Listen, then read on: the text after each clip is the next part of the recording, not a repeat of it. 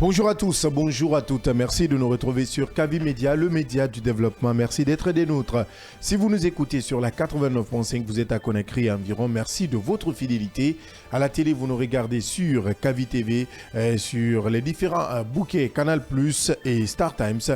Merci de votre fidélité. Si vous êtes en notre compagnie grâce à notre site d'information, siaminfo.com, notre application mobile disponible sur Play Store et App Store. Tapez simplement Kavi Média et vous êtes au cœur de nos programmes. Vous pourrez nous écrire sur le plus 224 629 95 67 67 pour participer au débat ou tout simplement nous rejoindre sur Facebook en nous écrivant sur notre page Kavi TV, groupe Kavi Média qui relaie aussi cette émission et Gangan RTV. Merci de votre fidélité. Au menu de ce matin, il est désormais interdit d'associer le nom et l'image du président de la transition aux activités de propagande sauf autorisation formelle des services de la présidence.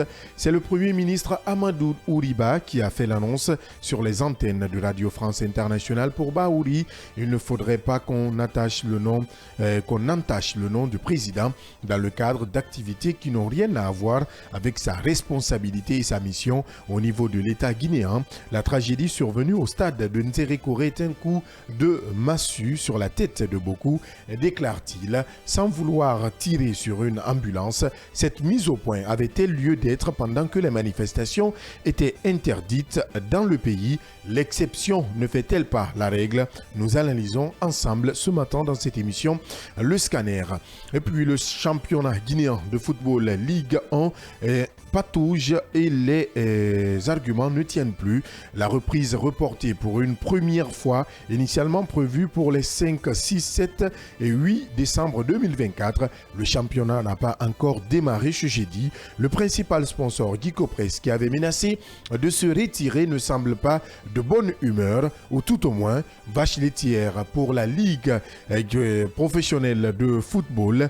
Sauf preuve contraire, sans sponsor, la reprise n'est peut-être pas pour demain. Dans le communiqué de la Ligue, on a du mal à trouver les mots justes pour soutenir cet autre report. La reprise du championnat est peut-être possible, mais pour quand? Même la Ligue n'a pas donné de date. Nous restons dans le cinédier et il faut donc scanner. En France, c'est une véritable gifle infligée à l'administration Macron. 331 députés ont voté pour la censure du gouvernement avec une majorité fixée à 288 députés pour emporter le vote. Le Premier ministre et son gouvernement ont donc été censurés. Et ce n'est pas arrivé depuis 1962. Michel Barnier, en l'absence d'une majorité claire à l'Assemblée nationale, voulait faire recours à l'article 49 alinéa 3 de la Constitution française, ce qui lui permettait de faire adopter son projet de loi de financement de la sécurité sociale sans le vote des députés, en échange d'un engagement de sa responsabilité devant l'Assemblée. Un pari risqué qui a finalement été perdu. 3 mois seulement après sa nomination à Matignon, Michel Barnier était contraint à la démission. La lettre a été présentée au président Macron qui a pris acte et a promis de nommer dans les prochains jours un nouveau chef de gouvernement qui sera chargé de former une équipe resserrée et d'intérêt général respectant toutes les forces politiques. Mais cela ne suffit pas. L'on se rappelle que des cadres du Rassemblement national avaient envisagé une démission de Macron si le gouvernement de Michel Barnier était censuré, un jeu auquel le patron de l'Élysée ne veut pas se prêter. Dans son adresse à la nation de ce jeudi, Macron dit vouloir aller jusqu'au bout. Entre prisme et valse, Macron s'accroche. C'est le grand dossier de ce matin et de ce vendredi de développement. Voilà entre autres sujets à débattre pour ce vendredi. Installez-vous confortablement. Bienvenue sur le média du développement.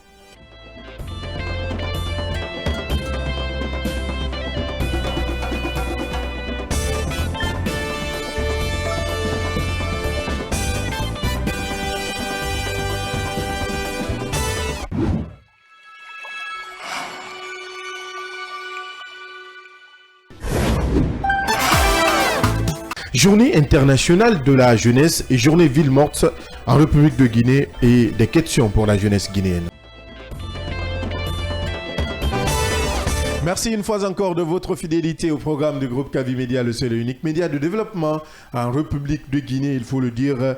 Deuil national terminé en République de Guinée, mais la Guinée reste en deuil, il faut le rappeler pour tous les Guinéens. Nos compatriotes sont décédés du côté de Nzéré Koré. Aujourd'hui, c'est le pays tout entier qui est affligé, plongé dans cette tristesse inouïe. Nous n'oublions pas ces âmes qui sont tombées au stade 3 avril et nous pensons à ces familles endeuillées. Nous osons croire que la commission d'enquête mise en place va pouvoir éclairer la lanterne des uns et des autres, faire la lumière sur cette affaire. Plus jamais ça dans notre pays, la Guinée en a assez vu. Yaya Diallo, bonjour. Bonjour Abdallah, bonjour à tous. Bonjour Mohamed Balepien. Bonjour Abdallah et bonjour à tous. On parle, Yaya Diallo, on reste à Nzéré Koré. Le Premier ministre Amadou Riba a livré une interview à nos confrères de Radio France Internationale. Dans cette interview, Baouri annonce des poursuites judiciaires prévues contre les auteurs des personnes, en tout cas les auteurs qui se livreront à cette interdiction. Interdiction qui porte mention de n'associer ni le nom ni l'image du président de la transition à une quelconque activité qualifiée, pour moi, de propagande. Bien, vous me permettez de déroger un peu à la règle, Abdallah, pour dire que des policiers ont attiré mon attention hier sur un fait. Je vais parler de la police routière naturellement, qui dit être confrontée à des multiples problèmes, des problèmes venant de leurs autorités hiérarchiques, mais aussi des problèmes liés aux usagers de la route. Un policier m'a fait comprendre qu'ils sont orphelins de père et de mère parce que tout simplement, ils ne sont pas respectés par les citoyens, mais aussi de l'autre côté au niveau de leurs chefs hiérarchiques, ils subissent une injustice indescriptible. Je reprends leurs mots, parce que tout simplement, n'importe quel individu, ou tout au plus quand on arrive à raisonner un véhicule qui n'est pas en règle, si celui-ci a ce qu'on appelle des gros bonnets, il essaie d'appeler et automatiquement on appelle pour dire libérez-le, sans aucune explication. Ils pensent que cela, c'est une violation de la loi de par leurs chefs hiérarchiques, mais aussi par les citoyens. Alors, si les chefs hiérarchiques à un certain niveau ne se donnent pas à fond, puisque c'est de là qu'il s'agit, ce que nous disons tous les jours ici, si nous voulons que les règles établies soient respectées, l'exemple doit venir d'en haut. Ce qui sont censés de faire respecter ces lois-là, je crois que la logique voudrait que ceux-ci respectent eux-mêmes d'abord les dispositions établies, et ça leur donnera toute la légitimité d'exiger aux citoyens de se soumettre aux lois de la République. Je pense que là, c'est une situation, ils nous ont dit le mal, c'est que nous, on ne peut pas s'exprimer. On ne peut pas s'exprimer sans pour autant qu'on nous donne ce qu'on appelle une autorisation. Donc, voyez-vous, donc, il dit... Parce que j'ai pris alors le porte-voix. J'ai pris tout le temps pour les écouter. Et c'est fondamental. C'est mon rôle de journaliste. On attire mon attention, j'écoute. C'est pourquoi je soulève ce cas-là aujourd'hui. Parce que tout simplement, pour les citoyens, ils sont au compte du ministère de la Défense, alors qu'en réalité, ils sont au compte du département de la sécurité et de la protection civile, donc des fonctionnaires. La police relève de la fonction publique. Donc c'est des fonctionnaires. Et donc ce statut-là pose problème quelquefois. Il faut qu'on essaie d'en parler parce que d'en parler pour sensibiliser d'abord les usagers, mais je suis interpellé ces responsables-là à un certain niveau. On ne peut pas, au nom de sa position hiérarchique, disons, intervenir ou intercéder, alors il y a là effectivement une violation grave de nos dispositions dans notre pays ici. Je pense que c'est ce qu'il faut dire aujourd'hui, ce qu'il faut dénoncer. Il faut que ça cesse à tous les niveaux. C'est à nous de donner la force à notre police, c'est à nous de donner la force à notre gendarmerie, à notre armée. Mais les décideurs qui sont dans les différentes, dans les différentes fonctions de décision au niveau de ces services que nous venons de rappeler ici, doivent pouvoir d'abord imprimer cela à leur niveau, et je crois que ce qui pourra permettre aux uns et aux autres de se soumettre. Je pense que c'est fondamental. Ouais, avant que vous, je pense que cela est important, ce qu'il est en train de dire Yaya par rapport au comportement, aux façons de faire de nos forces de sécurité, de la police plus particulièrement. Il parle de respect, mais je pense aussi, c'est important ce qu'il a dit, mais il est aussi important de souligner que la police doit se respecter aussi. La police a l'obligation de se respecter. Vous ne pouvez pas demander qu'on vous respecte alors que vous-même, vous n'êtes pas une référence en matière de respect. Je ne parle pas du corps en général, de tout le monde, mais quand vous parlez de la routière, vous ne pouvez pas créer une tontine entre vous et les civils et que vous demandez qu'on ne vous respecte pas en C'est pas certain niveau. toute la routière, toute la police routière. C'est ce que je dis. C'est la police que je routière dis. qui est On parle de la indexée, police tout à fait. routière. On Bien. parle de la police routière. À son niveau, ce que vous dites, c'est tout à fait normal, mais le respect, ça se mérite, ça s'impose, ça ne se décrète pas. Vous avez l'obligation, quand je veux que Yaya me respecte, j'ai l'obligation en retour de l'accorder, d'abord d'inspirer le respect, mais aussi vraiment de respecter et qu'en retour toi aussi tu me respectes. Je pense que à ce niveau, il faut qu'on essaie de faire la part des choses parce que vous ne pouvez pas s'aimer, je ne sais pas, le riz et que vous demandez à ceux que vous récoltiez, je ne sais pas, le maïs ou le fonio. Ouais. Ça ne peut pas marcher. Moi, je pense que sur ce plan, c'est normal. On doit défendre ces hommes, c'est normal, mais les hommes aussi ont l'obligation d'avoir un bon comportement, un comportement exemplaire. C'est ce qui peut aider les uns et les autres vraiment au niveau de la circulation routière. Oui, il faut le dire, hein, Mohamed Ba l'a déjà touché, il faut toucher à la plaie. Nous respectons quand même et nous reconnaissons, c'est le mot, nous reconnaissons les efforts de la police routière, sauf que toutes ces personnes qui se retrouvent sur la route ne sont pas des policiers engagés dans le service spécialisé dans la routière. C'est ça aussi le souci, c'est vous qui occasionnez cela. Hein? Diallo, moi je te parle juste d'une mésaventures. Un monsieur qui n'est ni policier, ni d'Adam, ni d'Ève, m'a arrêté il y a environ 12 ans. C'est une mésaventure que je ne vais jamais oublier. En tout cas, en disant 12 ans, 12 ans. La précision, Il y a elle est là. 12 ans, Quoi. oui, j'insiste. 12 Ah ans. oui, il ne veut pas oublier. Ah oui. 12 ans. J'étais sur une moto KTM. J'avais mon casque. Le jeune frère derrière n'avait pas son casque. Moi, j'avais un mal. Je m'arrête au rond-point de ma toto. J'enlève mon casque. Je remets au jeune. J'avais le mal, donc le jeune a cherché de l'eau. Il mettait sur ma tête. Le policier, il est venu. Sans demander, il a pris la clé. Pourquoi? Gros point d'interrogation. Il demande les papiers, on lui donne les papiers. Et jusqu'au jour où je vous parle, je n'ai pas les papiers. Est-ce que vous pouvez croire à cela? Absolument. Je n'ai pas les papiers. Comment de ma vous avez moto. pu s'en sortir? Comment alors ça, vous n'avez pas les Merci. papiers? Je n'ai pas les papiers parce qu'il n'a pas accepté de remettre la clé. Moi aussi, je n'ai pas accepté de bouger parce que je devais comprendre l'infraction. Le fait de m'arrêter parce que j'ai mal. Tu t'es arrêté mettre où? l'eau. Je Dans dis, une intersection? Non, tu n'as pas compris. Je dis, après le rond-point de Matoto, à ta droite, Oui. il y a des vendeuses. Oui. À ta droite, après les murets. Actuellement, il y a des murets. Je me suis arrêté, je mettais de l'eau. C'était visible. Là. Il y avait même des citoyens qui se sont révoltés. C'est les mêmes citoyens qui ont récupéré la clé, même pas moi. Ils m'ont donné la clé. Le policier, furieux, parce qu'il n'a rien eu, il a mis le reste dans sa poche. Il n'avait ni badge, il ne s'est même pas présenté. Ni d'Adam, ni d'Ève, je ne sais même pas là où il a amené les documents. Quand tu as cette sorte de mésaventure dans ta tête, il est très difficile pour toi d'accepter d'échanger avec un policier qui ne se présente même pas.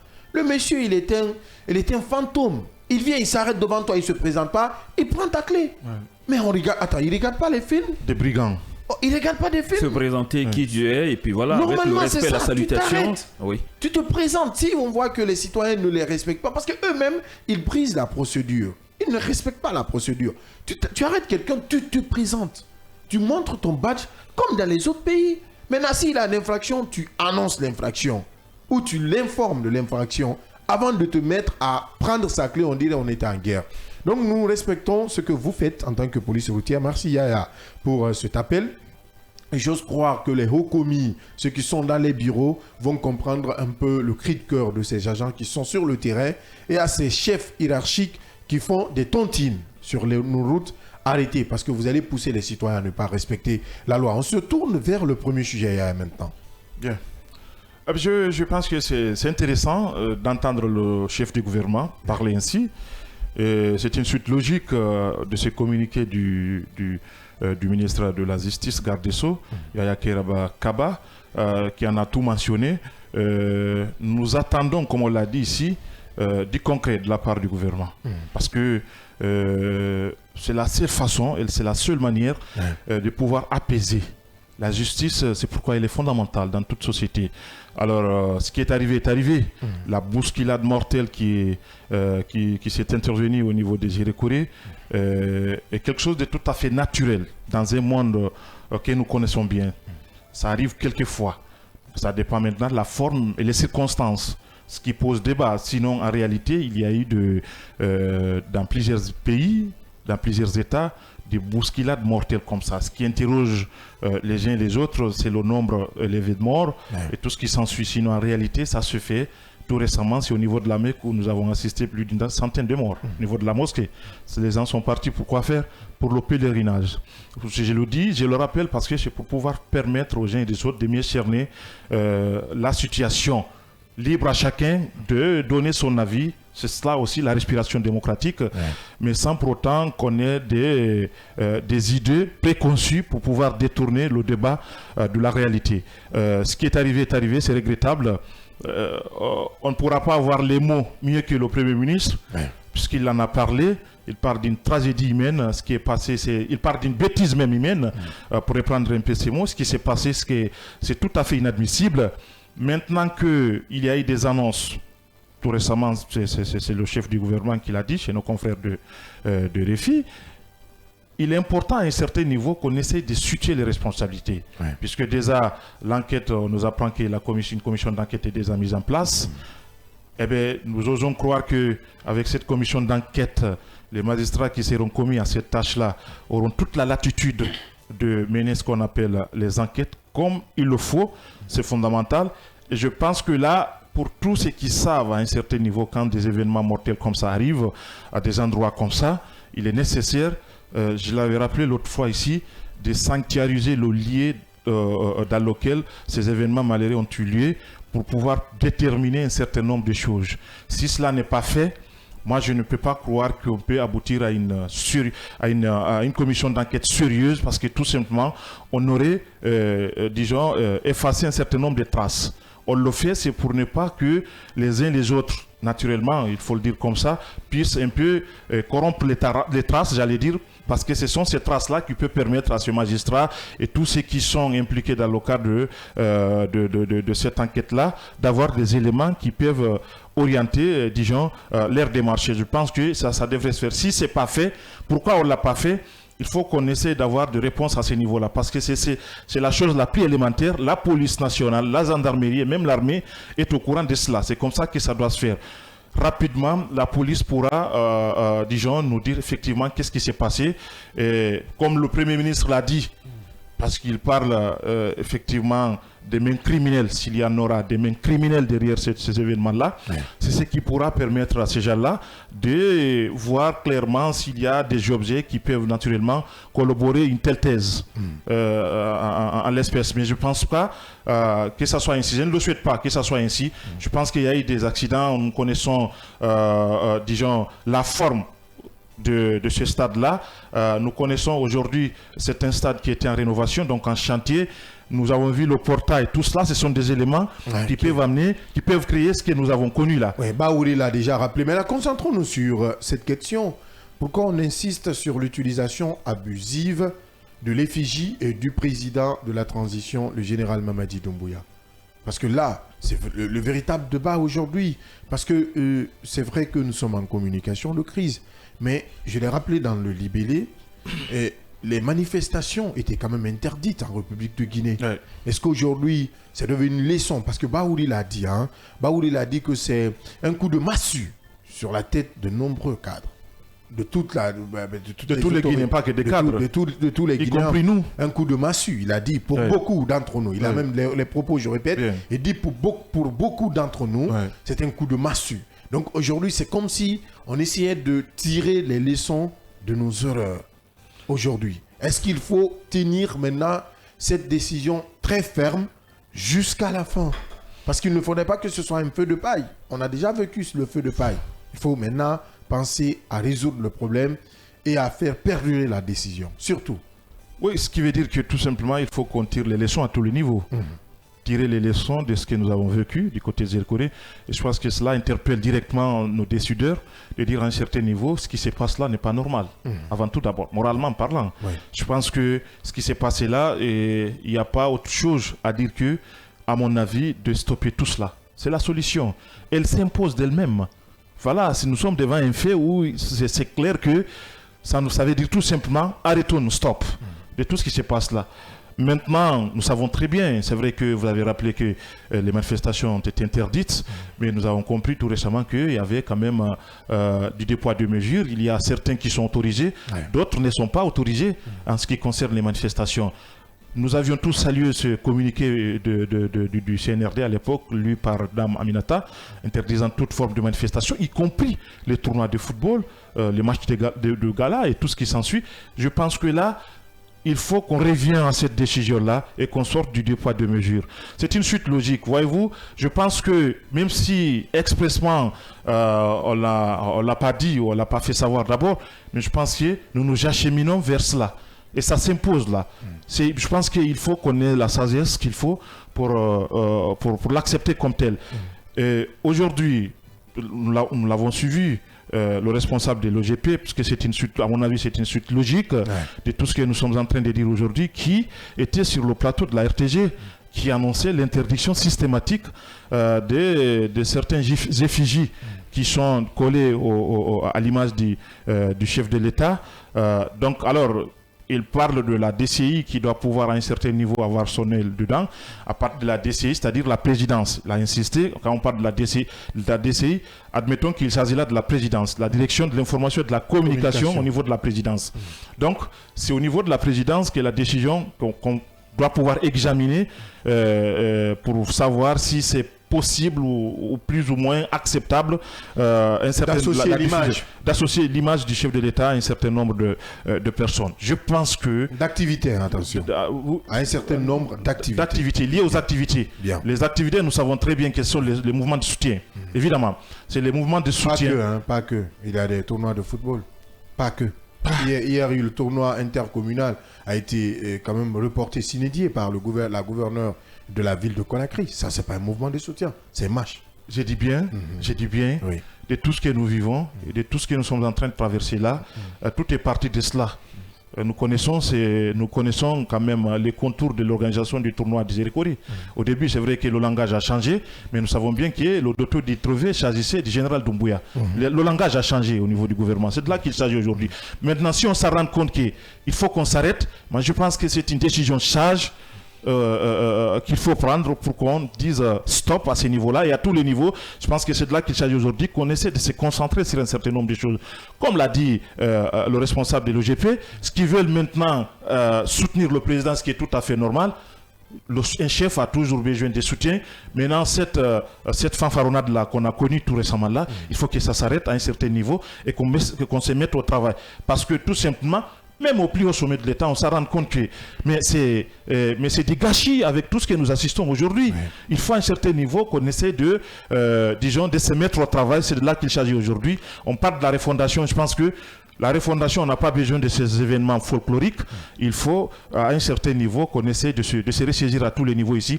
Et je pense, j'ose croire, c'est mon souhait le plus absolu, encore une fois, parce que tout cela, pour pouvoir quand même essayer de rassurer les uns et les autres, et de maintenir ces climats qui existent déjà chez nous ici, pour le maintenir et l'améliorer naturellement, il faut qu'il y ait la justice. Il faut que cette commission-là puisse hâter le pas rapidement, qu'on ait les premiers éléments et éventuellement, les organisateurs, les responsables de cette organisation absolument irresponsable, il faut le rappeler, doivent pouvoir répondre à un certain niveau, mais aussi au niveau de ces maintiens d'ordre-là qui ont fait effectivement l'utilisation abusive, l'utilisation abusive des gaz lacrymogènes de manière inopportune et irresponsable. Il faut que ces gens-là soient entendus. Je pense on va laisser tout ça à la commission d'enquête. Pourquoi pas? C'est très important. Oui, Mohamed Ba, le PM, effigie de président. Le gouvernement se réveille enfin, ou les autorités guinéennes se réveillent enfin. Conakry va souffler, la Guinée va souffler, on va moins voir les effigies de président, en tout cas associés aux activités qui ne vont pas dans le sens du développement, il faut le dire. On n'est pas contre l'utilisation de l'effigie du président, vous pouvez le mettre dans votre salon, moi je peux le mettre dans mon salon, et notre Guinéen dans son bureau et autres. Mais cette fois, trop c'est mauvais, le gouvernement l'a rappelé. Mais qui vous dit que le gouvernement dormait? Le gouvernement dormait. Les autorités ne dormaient pas. C'est un réveil tardif. Non, pourquoi? Je ne pense pas. Il faut toujours qu'il y ait parfois de problèmes, de petits soucis, des incidents pour qu'on se... tu vas utiliser le mot. Pour qu'on essaye de voir ce qu'il faut faire pour pour qu'on se réveille. Bien. Je pense qu'Abdallah, c'est important, parlons sérieux, parce que la situation elle est tellement sérieuse qu'on ne peut pas se permettre d'ironiser avec, parce qu'il y a eu mort d'hommes autour. Chaque fois que je parle de cela, j'ai un pincement au cœur, et que chaque fois qu'on parle de la célébrité de la Guinée, qu'on parle ces dernières années, c'est quand il y a des morts, quand il y a des bousculades, quand c'est des ordures qui se déchaînent contre les êtres vivants en Guinée, qui les tuent. Et puis voilà, ça, ce n'est pas bien. Je fais un coucou du côté de mes frères chrétiens. Et mois de décembre l'année dernière, vraiment, fête de fin d'année, la même chose cette année. Voilà, pincement au cœur, on est meurtri. Et ça ne va pas. Je pense que c'est tout à fait normal qu'on arrive à prendre certaines décisions importantes pour la Guinée, pour le respect des autorités. Le chef de l'État dont on parle aujourd'hui, ce n'est pas Mamadi, on ne parle pas de Mamadi Doumbouya, on ne parle pas de l'effigie de Mamadi Doumbouya, non, on parle de l'effigie du chef de l'État. Ouais. Ça, il faut faire la part des choses. Rappel important. Hein. Ça, il faut faire la part des choses. Comme tu l'as dit, vraiment, on dormait en la matière. On dormait parce qu'on n'arrivait pas à faire la différence entre le chef de l'État et vraiment le citoyen Mamadi Doumbouya. Ça, ce n'est pas bien. Aujourd'hui, j'espère que cela va finir d'ici le début de la semaine prochaine. Ouais. Les images sont, les affiches sont un peu partout, les banderoles sont un peu partout. Aller au niveau de Carrefour, Camp Carrefour ici, du côté de l'aéroport, l'effigie de la banderole du président avec d'autres citoyens, c'est bien visible à l'aller comme au retour. Je pense que ce n'est pas bien. Et l'important, ce n'est pas seulement l'effigie du président et les actions ou les actes, mais avec des individus. C'est une interdiction. Après le chef de l'État, c'est le directeur de l'Office guinéen de la publicité, Mandian Sidibé, qui prend la balle au rebond en disant que c'est interdit. Maintenant que cela pourrait être même suivi de sanctions, de poursuites judiciaires en la matière, que toute affiche liée vraiment au chef de l'État, pas Mamadi Doumbouya. J'insiste là-dessus parce que je sais de quoi je parle et vous le savez, d'autres personnes aussi arrivent à le comprendre, qu'il faut faire la part des choses. Ce n'est pas n'importe comment, n'importe qui, n'importe où qu'on doit jouer avec l'image du chef de l'État. Qu'il soit démocratiquement élu ou pas, il est chef de l'État. Il n'y a pas d'autre appellation de chef de l'État. On peut ne pas l'appeler président de la République, ça c'est notre débat, mais chef de l'État, c'est l'autorité du pays. L'autorité, c'est lui qui veille sur l'ensemble des populations, des personnes qui vivent sur en Guinée, qui vivent en Guinée. Et puis, on a l'obligation de veiller à cela. Le garant des autorités du pays, des lois, c'est lui. Donc, ce n'est pas n'importe qui, ce n'est pas une personnalité à minimiser, qu'on le veuille ou pas, qu'on soit d'accord avec lui ou pas. Je peux ne pas accepter, voir ce qu'il fait, mais j'ai l'obligation de le respecter à cause de ce qu'il incarne. Ouais. J'insiste là-dessus, de ce qu'il incarne. C'est très important de tenir compte de cela. Donc moi je pense, c'est arrivé, on pourrait interpréter que c'est une autre forme de dictature par rapport à la communication, mais on parle de l'image du chef de l'État. C'est comme si on parle des sportifs. N'importe qui ne peut pas se lever quand tu es sportif. Je prends le cas de l'un des plus célèbres Guinéens sportifs, Naby Keïta. Il ne peut pas mettre son image n'importe où aujourd'hui en Guinée comme il le veut. Non. Il ne peut pas faire la publicité de n'importe quel produit quand il veut. Non. Parce qu'il a signé un contrat avec d'autres structures. Ouais. Donc tout ce qu'il doit faire, tout ce qu'il doit dire doit être filtré avant qu'il ne se prononce. C'est la même chose pour un chef de l'État. Mais, je ne sais pas, c'était de l'euphorie, je ne sais pas, le pouvoir, on pense que c'est lui qui parle du président et qu'on essaie de dire le contraire, c'est comme si on est contre le président. Non. Donc, on laisse quiconque prend l'image du président, met quelque part, même si c'est dans, je ne sais même pas dans la boue, mais il suffit seulement qu'on parle, c'est mon président, et puis voilà, on dit il faut l'accepter parce qu'il est pour le président. Non. Donc je pense que c'est tout à fait normal aujourd'hui et que l'OGP s'engage dans ce combat auprès des autorités du pays, d'arracher déjà de toutes les photos, toutes les images qui se trouvent un peu partout, à Conakry comme à l'intérieur du pays. En tout cas, si ce n'est pas dans le cadre du développement, il faut assainir Conakry. C'est quelque chose qu'il est en train de faire. Parce que déjà, on est confronté à beaucoup de problèmes. dont on ne veut pas toucher, liés au développement. On essaye de fanfaronner sur d'autres sujets qui n'en valent pas la peine. Aujourd'hui, on parle de développement, d'autres aussi peuvent, comment on appelle ça, ils ont leur instinct, leur capacité de réagir, de créer des projets. Dans des situations comme ça, autrement dit, c'est dans des autres troubles que certains tirent leur épingle du jeu. Ouais. C'est ça le problème. Le Premier ministre, on l'a écouté avec intérêt. Chez nos confrères de RFI, il a parlé de cette situation, il a répondu, il a essayé de répondre à beaucoup de sujets sans apporter des précisions, tout en se cachant derrière, laissons la commission faire son travail. Même si c'est une question qui pouvait être répondue, mais bon, on comprend, les politiques, c'est ça aussi, parce que c'est une communication de crise. C'est une communication de crise, c'est sensible, la moindre des choses pourrait être interprétée autrement, et voire même complètement tiré de son contexte. Donc je pense que on est resté sur notre faim, ça il faut le dire, sur notre faim, et il y a eu des éléments qu'on peut tirer dedans, l'implication de certains ministres par rapport à la décision de ministre, c'est-à-dire les cartons rouges donnés, l'intervention d'un des ministres qui a demandé à ce qu'on annule le carton rouge, qui aurait aussi incité la population ou certains supporters à jeter des projectiles. Est-ce que c'est ce qui s'est passé? Il n'a pas voulu se prononcer en disant on laisse à la commission, en disant aussi il paraît qu'il y a eu des corps qui ont été soustraits, des corps qui ont été retrouvés dans un camp militaire. Il a dit ça, c'est les enquêtes qui vont nous permettre de le savoir, que parce que les 56 morts comparé à 135 morts donnés par une ONG de la place, de la forêt beaucoup plus, il n'a pas voulu s'aventurer là-dedans. Également, je pense que l'ensemble de tout ça nous pousse à comprendre que cette commission mise en place, ou qui doit être mise en place, a du pain sur la planche. C'est une obligation d'aller au-delà.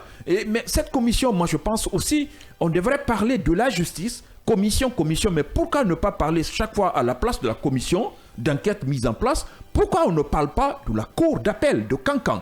C'est-à-dire, comme on appelle, la juridiction de Zérékoré relève de la cour d'appel de Kankan. Donc, dans les conditions normales, quand il y a un problème juridique qui se pose, qui dépasserait le niveau régional, c'est-à-dire au niveau de la préfecture de Zérékoré, ça revient à la juridiction de Kankan, c'est-à-dire la cour d'appel de Kankan. Le ministre il a instruit. Oui, il a instruit au procureur. Oui, mais pourquoi on parle toujours de commission? Moi, je n'ai pas... Non, on parle déjà, c'est une erreur de langage, on parle d'une enquête judiciaire. Enquête judiciaire. Avec une commission qui est créée déjà. Mais c'est quelque chose qu'il faut comprendre, qu'il faut essayer il faut faire la part des choses pour permettre aux citoyens de comprendre. Parce que à ce niveau, on peut dire que bon, c'est une commission, ils vont venir là, c'est des gens qui sont corrompus, ils ne vont pas faire cela. Alors que il y a juridiquement parlant sur le plan étatique, il y a une institution qui a dont le rôle est de veiller sur des situations comme ça. Je pense que si on arrive à respecter, si on n'arrive pas à tordre le cou de la justice,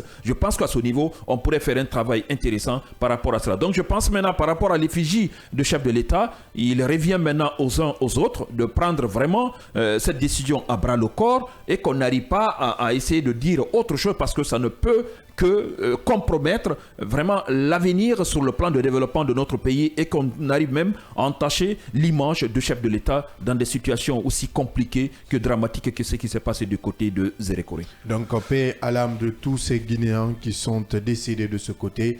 Prompt rétablissement à toutes ces personnes alitées dans les différents hôpitaux, à la maison. Et surtout, nous appelons au calme, au calme, au calme et au calme. La Guinée est notre pays, notre patrie, notre paradis. On y va avec quelques réactions d'auditeurs et de téléspectateurs au stand plus 224 629 95 67 67. L'infatigable communicant du CNRD du général Mamadi Doumbouya, l'enfant prodige de Boura Maya Samaya, monsieur Silla Rue 15. Il dit, qu'est-ce qu'il dit? Je ne comprends pas ce matin. Qu'est-ce qu'il veut dire? Il dit Abdallah, une pensée positive à monsieur Doumbouya. Précision importante pour les auditeurs, il est formellement interdit d'utiliser le nom et l'image de mon général d'armée Mamadi Doumbouya dans les activités sportives. Non, c'est pas ce qui a été dit. Hein. Il faut faire attention à la désinformation aussi là ce matin.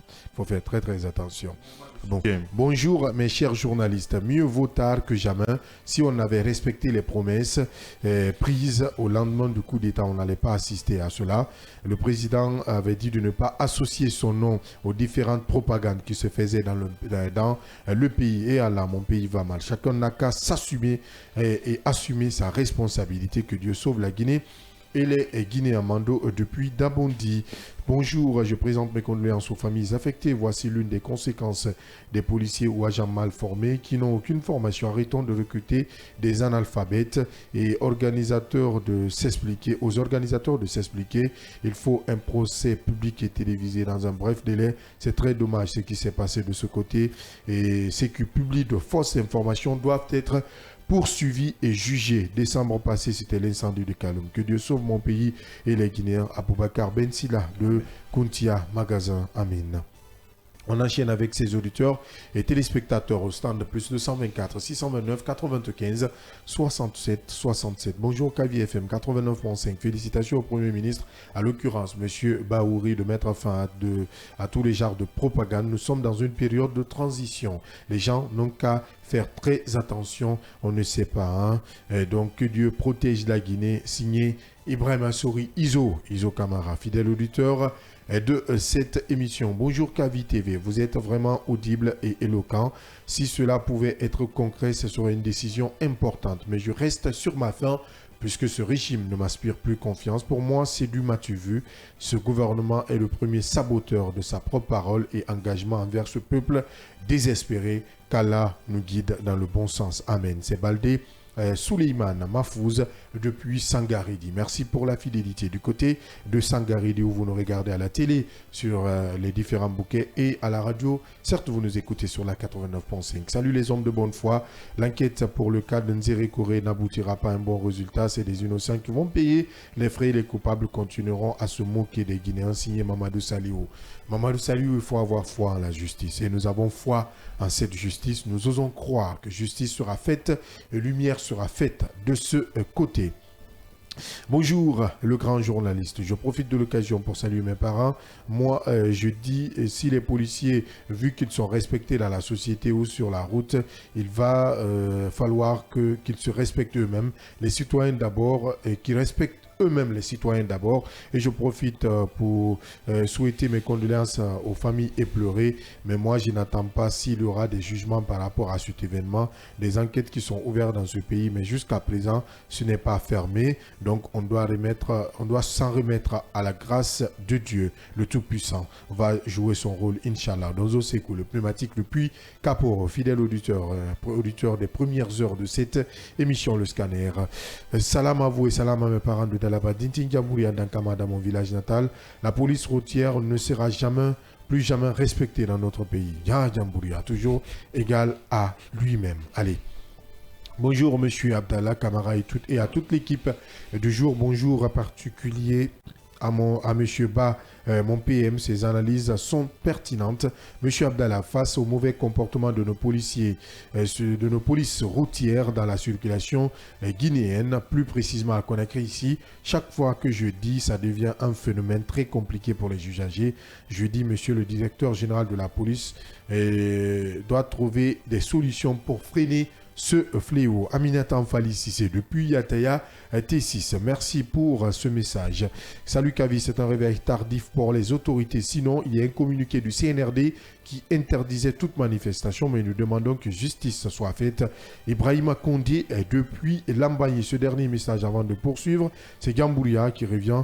Même s'ils enlèvent les photos du président, ce qui est passé, ce qui est fait est déjà fait. Mamadou Alpha Gambouria, c'est compris. Il faut appeler donc au calme. On enchaîne avec cet autre sujet et nous nous dirigeons vers les stades de Conakry. En dépit de leur état, il y a encore ce qui nous étrangle. Le championnat guinéen de football, Ligue 1, patauge et les arguments ne tiennent plus. La reprise reportée pour une première fois, reportée pour une seconde et encore reportée sine die. Vache laitière pour la Ligue guinéenne de football. Le sponsor officiel Guico Press, qui avait menacé de se retirer, ne semble pas de bonne humeur, ou tout au moins. Conséquence, le championnat n'a pas repris. Et le seul argument soutenu par la Ligue est que des raisons que je ne peux élucider ont conduit à cela. La Ligue même n'a pas de date. Et nous n'avons pas aussi de date, mais nous sommes obligés de scanner ce matin. Mohamed Ba, le PM, encore un coup dur pour le football guinéen. On ne sait même plus quand la reprise de ce championnat. puisque le sponsor n'est pas à l'aise. Mais c'est la vérité. Malheureusement, c'est la réalité. Je dis bonjour à la Confédération africaine de football. À la CAF. À la CAF. Ouais. On attend toujours. On est impatient. C'est pas parce qu'on ne parle pas qu'ils vont penser qu'on va, on va continuer à dormir, qu'on a oublié. Après, maintenant, ils vont décider, bon voilà, la Tanzanie passe. Toute la semaine, je n'ai pas dit le nom de ce pays, mais il est temps de finir la semaine, commencer le week-end en disant Tanzanie et la CAF, surtout parce qu'on ne va pas, si vous voyez que ça prend du temps, c'est parce que la Guinée a plus de 80% de raison dans ce dossier. Donc il est très, très, très important. On ne peut pas parler du championnat national de football guinéen sans qu'on arrive à toucher au niveau international, tout en indexant la Confédération africaine de football et ses erreurs lors de ce match Tanzanie-Guinée. Revenons au niveau national. Quand il faut parler de football international, le football guinéen au niveau international, il faut d'abord qu'on organise à la base, au niveau local. Ouais. Qu'on arrive à organiser dans nos différents quartiers, dans nos différentes communes, dans les différents pays, dans les différentes préfectures, et qu'on arrive à chaque fois, au moins, chaque préfecture ou quelques préfectures qui ont des clubs. Et que la saison dernière, après la victoire, sauf si je ne me trompe pas, de Afia Football Club qui a été champion de Guinée, depuis cela, je crois, ça fait 6 mois maintenant que le football guinéen est en vacances. Une année et demie, s'il faut le dire comme ça. En tout cas 6 mois, et qu'on reste là, qu'on attend. Le stade, ça ne va pas. Et qu'on les stades même, on se demande est-ce que c'est des stades même au niveau local, si c'est des championnats là, doivent être joués à ce niveau. Je dirais non, ça ne va pas. C'est parce qu'il n'y a pas d'argent. C'est ça le fond. Tout ce qu'on peut dire, trouver des mots, c'est parce qu'il parle organisationnel. Ouais. Vous arrivez à trouver des mots pour dire que c'est un problème organisationnel, on essaiera de s'adapter, des tournures, des mots. Il y a même le communiqué, tout à l'heure vous allez le voir. Oui, le communiqué. Vous allez voir. Ouais. Et il faut le dire aussi, quand on parle de football à ce niveau, on ne parle pas de comment on appelle. Tu vas m'excuser, je vais t'interrompre pour les auditeurs, surtout parce que les téléspectateurs ont déjà l'image chez eux à la télé. On dit le communiqué vient. On va lire le communiqué. Abdallah, commence par au niveau du paragraphe 2. Non, je vais commencer par le premier paragraphe. Dans le cadre du démarrage de la saison sportive 2024-2025, la Ligue guinéenne de football professionnel informe l'ensemble des acteurs de football guinéen d'un léger contretemps concernant le début de la Ligue en Guico-Presse, initialement prévu pour les 5, 6, 7 et 8 décembre 2024 en raison des circonstances imprévus liés à des ajustements organisationnels. Nous sommes dans l'obligation de reporter le démarrage du championnat à une date ultérieure, donc s'inédier. La nouvelle programmation du début de la Ligue en Guico-Presse sera annoncée dans les plus brefs délais en tenant compte des circonstances et des impératifs organisationnels. Nous tenons à rassurer l'ensemble des clubs, joueurs, supporters, ainsi que tous les partenaires de la Ligue guinéenne de football professionnel que toutes les mesures seront prises pour garantir un démarrage de la saison dans les conditions optimales. La Ligue guinéenne de football professionnel remercie tous les acteurs du football guinéen pour leur compréhension et leur soutien indéfectible. Nous vous prions de bien vouloir nous excuser pour ce désagrément et restons disponibles pour toute information complémentaire. Signé la Ligue guinéenne de football professionnel. Un communiqué qui date du 5 décembre 2024, donc hier, Mohamed Ba, le PM. Dans ce communiqué, quand vous l'avez dit, j'ai insisté beaucoup plus sur le paragraphe 2. Paragraphe 2, c'est parce que ça, à ce niveau, on essaie de trouver les raisons qui justifieraient le non-démarrage ou le je ne sais même pas combien de fois. Le réajustement. Non, ce n'est même pas. Le redémarrage. Redémarrage. Normalement, c'est 3 R. Oui, donc c'est le redémarrage. Oui, je demanderais vraiment l'Académie française de nous accepter ce qualificatif, le redémarrage du football guinéen, parce que ça prend du temps. On l'avait annoncé au mois de novembre, on l'a annoncé encore le 5, 6, 7, 8, et après maintenant on ne sait plus. Ça veut dire déjà ce qui est sûr. Nous-mêmes, nous n'avons pas de date. Donc, la fédération, la Ligue guinéenne de football, pour la Ligue professionnelle, n'a pas de date aussi. Donc ce qui reste clair et ce qui est sûr, courant 2020-2024, on ne va pas parler de football professionnel dans notre pays. Malheureusement, j'avais cru à un moment qu'on allait se coller vraiment à ce deuil national de football lié au drame. Mais malheureusement, le problème, il est beaucoup plus profond. Et il faut comprendre qu'il parle beaucoup plus d'ajustement organisationnel et d'impératifs organisationnel également. Donc, c'est à ce niveau où le problème se trouve. Donc, on parle d'impératifs organisationnels ou bien de problèmes organisationnels à ce niveau. Il faut se dire, ajustement organisationnel, il faut se dire au fond qu'il y a un problème. Plus loin, les responsables à ce niveau parlent des différents clubs qui ne sont pas prêts comme on appelle, à s'engager. Ça, c'est le premier niveau. Il n'y a pas de subvention. C'est-à-dire, quand on dit qu'ils ne sont pas prêts, ce n'est même pas à ce niveau, on ne parle pas d'argent. C'est-à-dire qu'ils ne sont pas prêts sur le plan sportif, ils ne sont pas entraînés. Certains clubs n'ont pas commencé à exercer ces activités sportives à tous les niveaux. Mais comment pouvez commencer les activités sportives à s'entraîner si les athlètes qui doivent venir n'ont rien, ils n'ont pas le petit déjeuner, vous n'allez pas les faire courir. Pauvreté va leur tuer. Ce n'est pas possible parce que déjà avant qu'on ne recrute les gens, il y a des tests qui doivent être faits dans les conditions normales. Vous n'allez pas dire à un sportif, vous voulez le prendre dans votre club, le recruter, de faire un test coupa. Et il ne peut pas faire le test Coupa s'il n'est pas prêt. Le test Coupa, c'est-à-dire, c'est un test qui permet, je crois, de faire 12 tours de terrain, qu'on sache réellement quelle est ta capacité à pouvoir tenir pendant longtemps. Donc, ce problème, on a ce problème aujourd'hui au niveau du football guinéen. Et le sponsor, quand on parle de sponsor, c'est celui qui doit être le parrain vraiment de l'événement sur le plan financier. Et ce parrain, c'est qui? La marque qui est là, je vois que c'est Guico Press. Et cela veut dire que Guico Press n'est pas à mesure.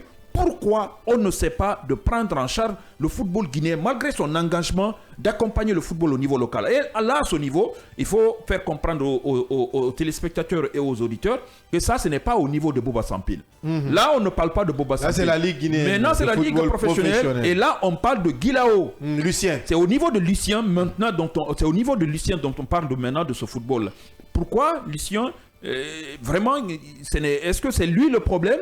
Est-ce que c'est son partenaire principal, le parrain, celui qui doit vraiment dégainer les moyens qu'il faut afin de raviter le football guinéen? Est-ce que c'est celui qui n'est pas à mesure, c'est-à-dire comment le KPC? Mohamed, tu te rappelles quand même qu'il y avait eu cette guerre de communication entre Guico Press qui disait se retirer du sponsoring et que la Ligue guinéenne de football a produit un autre communiqué disant que oui, tout va bien. Aujourd'hui, est-ce que avec tout ce qui arrive, tout ce qui se passe, avec cette réalité, on peut dire qu'il y a un véritable souci. Non, le souci, il existe. Non, Abdallah, qu'il y ait cette communication de la part de la Ligue professionnelle de football ou que de la part du sponsor majeur, le sponsor principal de football guinéen au niveau local, c'est qu'il reste clair du fait que le championnat n'a pas débuté à temps, du fait qu'on en reporte encore pour une nouvelle fois, et qu'on n'arrive pas au-delà d'être reporté. On ne sait même pas en quelle année maintenant, à quelle année on va organiser, parce que tu ne vas pas me dire que c'est en 2025, je ne crois pas, 2026, je ne sais pas. 2024. Non, mais je parle de 2024 d'abord. 2024, ça c'est fini. Ça c'est déjà consommé. Ils peuvent annoncer, la Ligue, elle peut annoncer. Abdallah, je mets ta tête à couper. Non, moi ma tête. Je mets ta tête à couper qu'on ne va pas organiser. Mais le doigt, ma tête, elle doit servir mon pays. Ce qui reste clair, on est mal parti encore. Ouais. Vraiment en parlant de football. Parfois même, j'ai honte de moi-même quand je me mets à rêver trop de football guinéen, c'est-à-dire nous allons jouer la Coupe du Monde, nous allons remporter la Coupe d'Afrique des Nations, nous allons gagner, nous allons être ceci, nous allons être cela. Forcément. Parfois, je me demande, mais pourquoi j'essaie de ne pas respecter vraiment les étapes? Parce qu'à la base, le football guinéen n'existe pas à la base. Le côté naturel est là. Les enfants continuent à occuper nos rues, les petits bois, les bundesh dont on dit le plus souvent. Oui. On arrive à le faire. Mais nous n'arrivons pas à avoir un football sérieux, un football synthétique, un football raffiné. C'est-à-dire un football d'abord en classe, le soir, sur le terrain, à travers des tactiques de jeu. On sait que déjà les enfants à partir de 12 ans, 13 ans, 14 ans commencent à vraiment taper dans le ballon. Est-ce que c'est cela? Les rares centres de formation que nous avons, est-ce que toutes les conditions sont réunies pour ces centres de formation de nous produire des joueurs qu'il faut, des jeunes talents qu'il faut, ou bien on se prépare juste faire semblant de jouer dans l'optique d'avoir des subventions soit au niveau national ou avec des partenaires internationaux. Parce que vous savez, il y a des clubs professionnels français, quand je vois le cas de Metz avec certains centres de formation du côté du Sénégal ou comme du côté de la Côte d'Ivoire, ça se passe très bien, mais nous, on a du mal à vraiment passer à un niveau encore beaucoup plus élevé.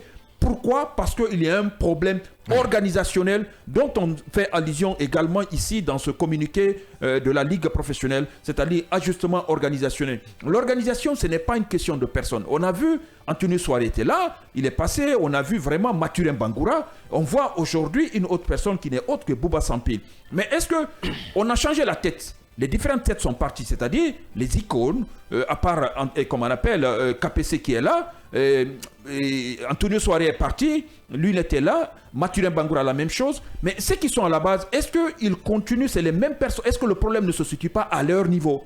Est-ce que ce n'est pas eux qui sont en train de tordre le cou du football guinéen? Parce que si vous changez vraiment les membres, vous enlevez les pieds, vous gardez, vous laissez comme on appelle certains membres, et que la tête continue à respirer, c'est que le problème va exister. Il y a certaines personnes aujourd'hui dont je vais me donner la souffrance de ne pas dire leur nom. Ici, malheureusement... C'est pas important même de les mentionner. Mais tant que ceux-ci sont là, sont dans le football guinéen n'ira nulle part. Vous vous rendrez compte que c'est une personne qui est en train d'empêcher. Je suis sûr que KPC, ce n'est pas parce qu'il y a un problème d'argent. Non, pas KPC. Ça, non, bon, enfin, c'est difficile aujourd'hui aussi. Bon, comme je l'ai dit avec le président, le chef de l'État, il m'a dit, il faut faire la différence, c'est vrai. Mais parfois, il est compliqué de faire la part des choses. Mais ce qui reste clair, pas parce que Guico Press n'a pas d'argent pour pouvoir payer, parce que nous voyons des chantiers, vous ne pouvez pas avoir des marchés sans qu'il y ait une partie, soit c'est 1%, 2%, 10% de vos activités professionnelles que vous réservez à vos partenaires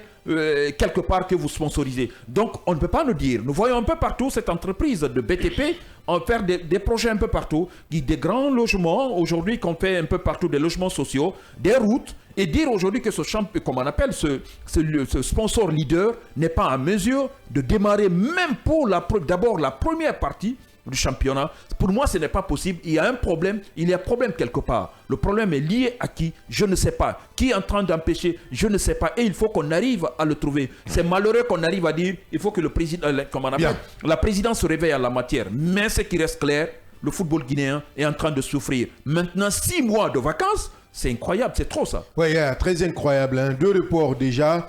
La troisième date pas connue jusqu'à l'heure où nous parlons, en tout cas jusqu'à maintenant, il faut le dire, sauf en tout cas changement de dernière minute, un nouveau communiqué, pourquoi pas.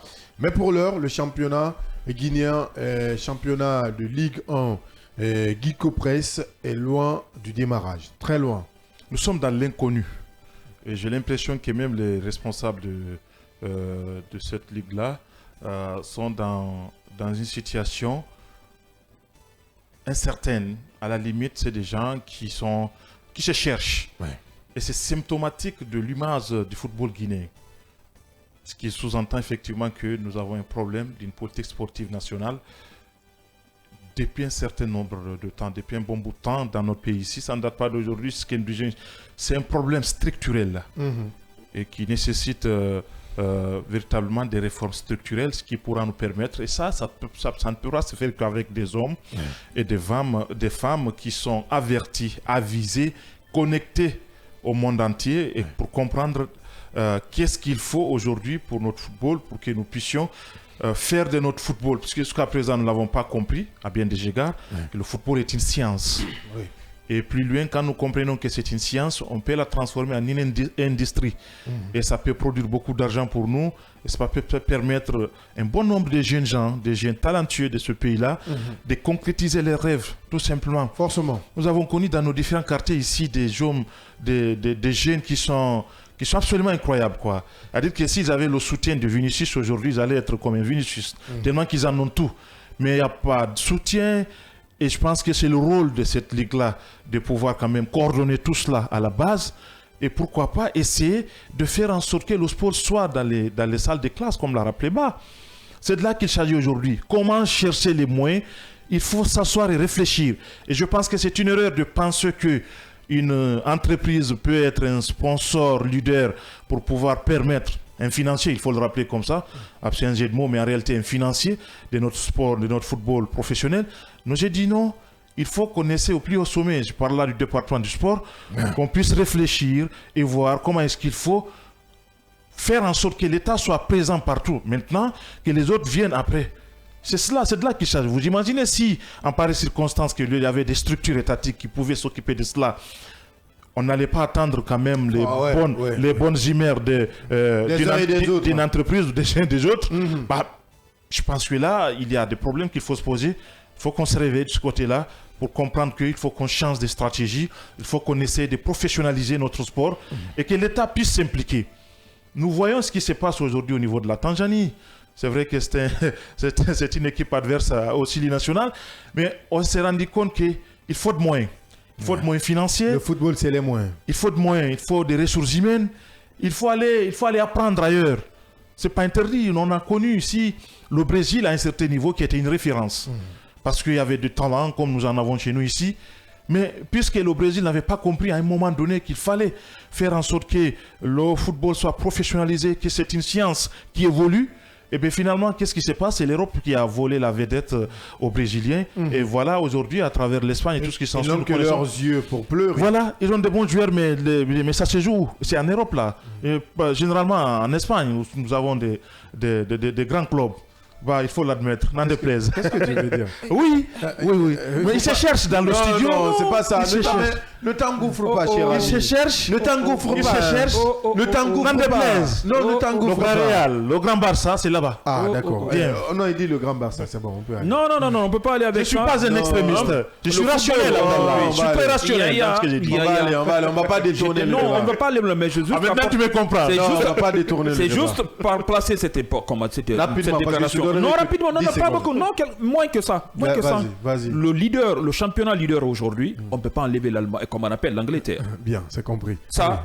Et quand on parle de l'Angleterre aussi, il faut comprendre qu'en France, il y a un club leader aussi, c'est l'Olympique de Marseille. Alors, il veut en venir à ça. Les statistiques sont là. Voilà, exactement. Surtout l'Olympique de Marseille. Les statistiques sont là. Vas-y. Il ne va pas nous mettre dans ça. Merci, mon vieux. Et j'ai dit bien que à un certain niveau, et j'ai l'impression qu'on est en train de tanguer, de rafistoler. On ne gère pas comme ça. De raccommoder. On est dans une situation où on parle de refondation. Et quand on parle de refondation, c'est une occasion. J'aime le rappeler. La refondation n'est pas synonyme de bricolage. De bricolage. Il faut dire cela. Pourquoi je le dis? Parce que ce sont des slogans que nous entendons. Et quand on définit la refondation, ça veut dire qu'il faut tout refaire. Bien. Pour mieux faire. Bien. Et je pense que là, à un certain niveau, quand on se rend compte qu'il y a des problèmes partout, des problèmes chroniques, et c'est de là qu'il s'agit aujourd'hui, soulève une question très importante. Les guerres, les problèmes de personnes, à tous les niveaux. Et ça, c'est pas qu'au sport. C'est à tous les niveaux. C'est ce qui gangrène notre société. Bien. Il faut qu'on sorte de cela. Et il faut que des hommes et des femmes capables soient effectivement nommés à ces postes de responsabilité. Honnêtement. Pour que ce genre-là puisse quand même nous sortir de cette situation-là. Et si on n'est pas conscient de cela, on ne peut pas développer ce pays-là par affinité, par copinage. Ouais. Et j'ai l'impression qu'il y a certains qui quand même rêveraient venir au niveau d'un certain nombre d'instances. Je n'aime pas citer nommément ces instances-là, notamment au niveau de la FEGIFOOT. C'est vrai qu'il y a des candidats partout, mais je pense que puisque l'État est une continuité, certainement ceux qui vont quitter, ceux qui auront la chance éventuellement de venir occuper ces postes-là, en attendant, si vous avez de conseils, il faut se conseiller, si on vous écoute. Bien. En attendant, ne soyez pas quand même, des ponts destructeurs pour pouvoir quand même, parce que nous connaissons comment notre pays passe, notre pays fonctionne, il y a des individus tapis dans l'ombre qui peuvent passer par, de main des individus pour pouvoir quand même détruire un certain nombre de choses. On n'en a pas besoin aujourd'hui. Je pense que là, l'État en a fait, le gouvernement sous Gomu, qui a réussi à regrouper tous les acteurs sportifs de notre pays ici pour qu'enfin, qu'on puisse parler de la Guinée, qu'on oublie la tête de Paul ou de Pierre et qu'on parle du sport guinéen. Bien. On avait cru comprendre que des solutions aller, sortir de ces différentes réunions d'activité-là qui ont eu lieu. Nous avons cru comprendre que la réconciliation est effective entre un certain nombre d'acteurs qui continuent jusqu'à présent, il faut le dire, de prendre en otage le sport guinéen. Il faut qu'on sorte de cela. Il y a des Guinéens aujourd'hui qui sont capables un peu partout. Il faut les mettre au travail et qu'on se débarrasse de ces gens-là. C'est le véritable problème aujourd'hui. Parce que si ce n'est pas moi, ce n'est pas l'autre. Si c'est ce principe-là qui s'applique à tous les niveaux, mais on reste bloqué comme c'est le cas aujourd'hui. Bien, il faut qu'on se ressaisisse. Le cas aujourd'hui, il faut se ressaisir et nous osons croire que ces vautours et ces crocodiles vont s'éloigner du football guinéen. La pause derrière, nous arrivons.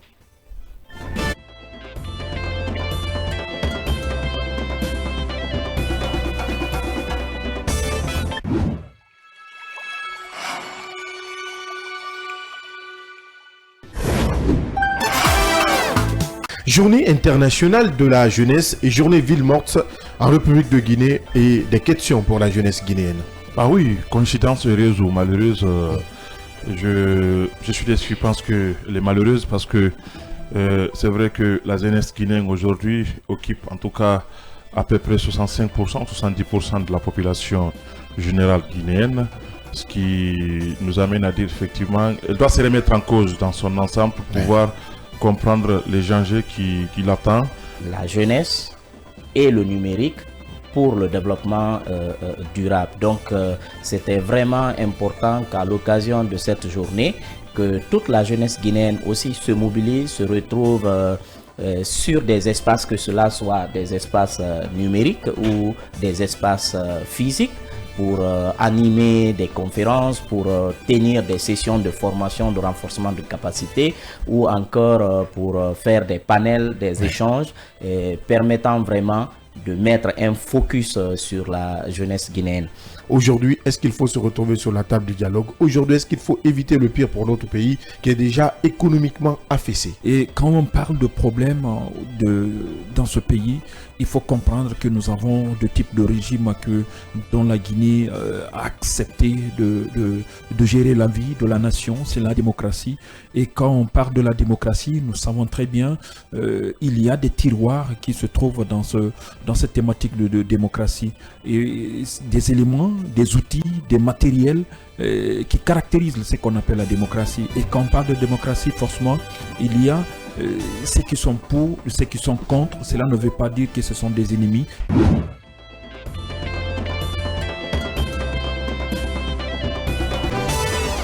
Merci d'être des nôtres. Si c'est maintenant, vous nous rejoignez sur Kavi Média, le média du développement et de l'entrepreneuriat dans cette émission, le scanner, qui vous parvient du lundi au vendredi quand il est 9h jusqu'à 10h30 avec les débatteurs qui vous aident également à comprendre l'actualité majeure. Quelques réactions d'auditeurs et de téléspectateurs avant de poursuivre cette dernière de la semaine.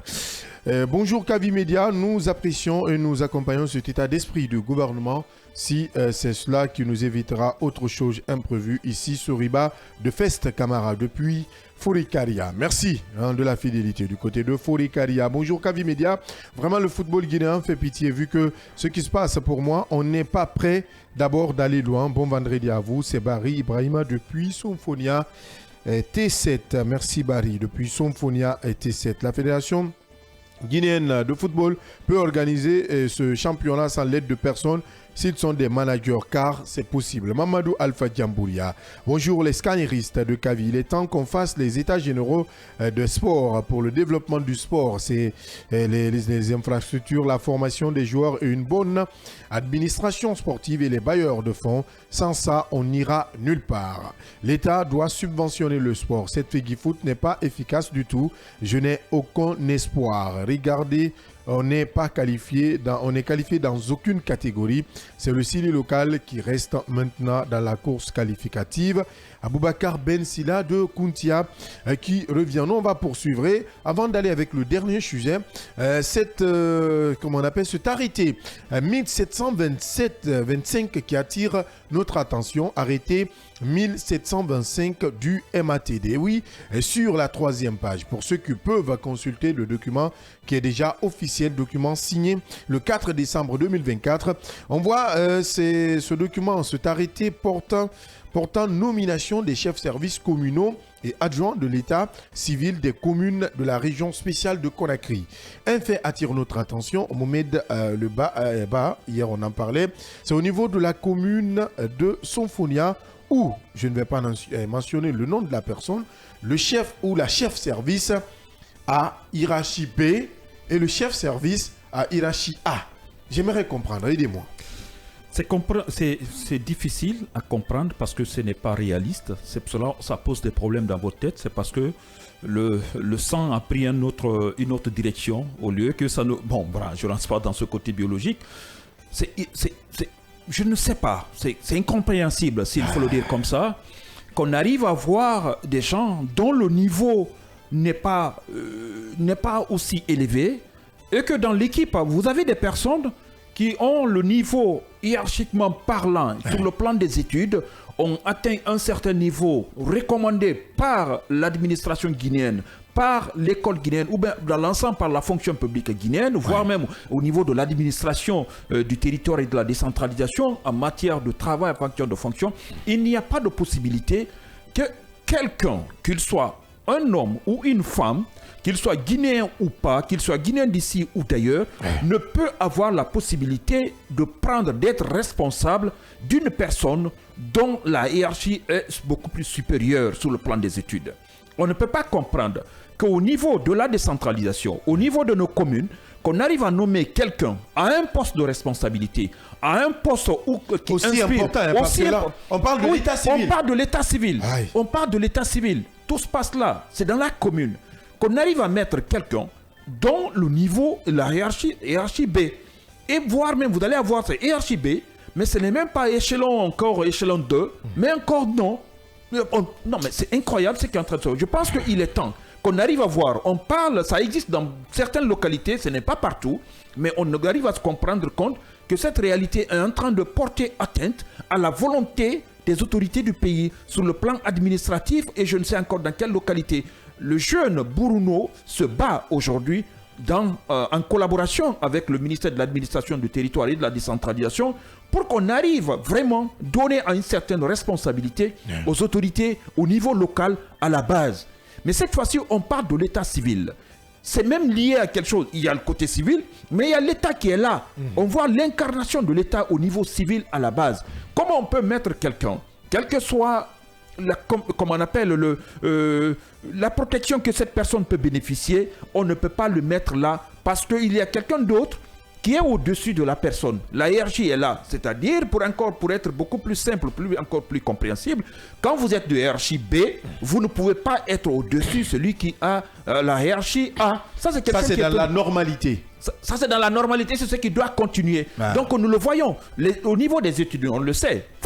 Il y a des fonctions professionnelles, il y a le côté BTS, brevet technique supérieur, ça existe au niveau de la mécanique, dans certains niveaux, on a les écoles professionnelles, menuiserie, chaudronnerie et je ne sais pas, maçonnerie. Ça, c'est la hiérarchie C, par exemple. BTS, ou au niveau de l'ENAM, l'École nationale des arts et métiers que nous connaissons ici, ça, c'est la hiérarchie B, par exemple, qu'on peut donner. Au niveau de la hiérarchie A, ça c'est au niveau de l'enseignement supérieur.